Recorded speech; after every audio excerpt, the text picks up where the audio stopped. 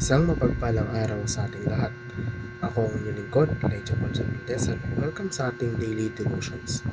Ang ating verse for the day ay nasa mga gawa, chapter 1, verse 8. Sinasabi dito na, "Subalit tatanggap kayo ng kapangyarihan pagbaba sa inyo ng Espiritu Santo, at kayo yung magiging saksi ko sa Jerusalem, sa buong Judea at Samaria, at hanggang sa dulo ng daigdig." Ang permanenteng pananahan ng Banal na Espiritu ay isang manatatangi at sentral na pagpala ng bagong tipan.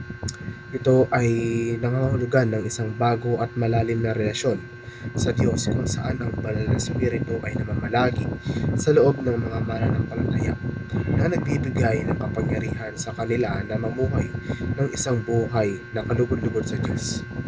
Ang Banal na Espiritu ay gumaganap ang isang mahalagang papel sa pagtuturo at pagbibigay kapangyarihan sa mga mananampalataya na linangin ang bunga ng Espiritu ng mga birtud tulad ng pag-ibig, kagalakan, kapayapaan, at pagpipigil sa sarili, tulad sa Galatias. Ang pagbabagong ito ay nangyayari habang ang mga mananampalataya ay sumuko sa impluwensya ng Espiritu na nagpapahintulot sa kanya na gabayan ng kanilang isip, kilos at pagkatao.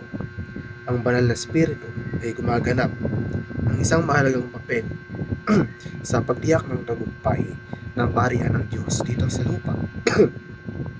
Ang Banal na Espiritu ay nagbibigay ng kapangyarihan sa mga mananampalataya, nagkasala ng kasalanan at ginagabayan sila sa katotohanan. Lahat ay nag-aambag sa pagsulong ng kaharian ng Diyos. Upang matuklasan ang plano ng Diyos para sa ating buhay sa pamamagitan ng pakikinig sa Kanya, dinangin ng isang malapit na kaugnayan sa Diyos sa pamamagitan ng panalangin at pag-aaral ng Biblia.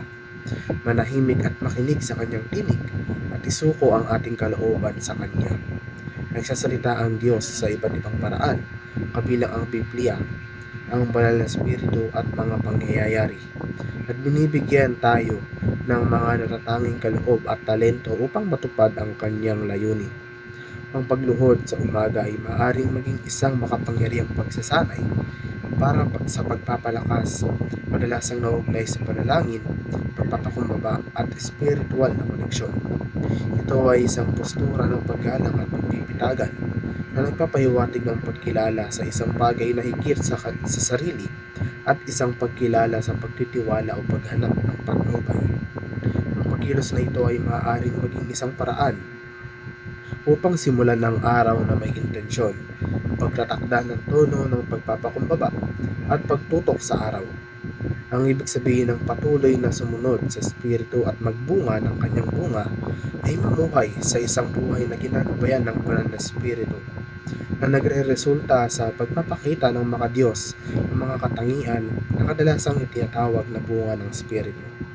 Kabilang dito ang aktibong pag-ayon sa mga pag-iisip, sa mga iniisip, kilos at pagpili ng isang tao sa patnubay ng Espiritu sa halip na kontrolin ng sariling mga pagnanasa o ng mundo. Muli, ako ang inyong lingkod, Elijah Ponson Valdez, at dito na nagtatapos ang daily devotions.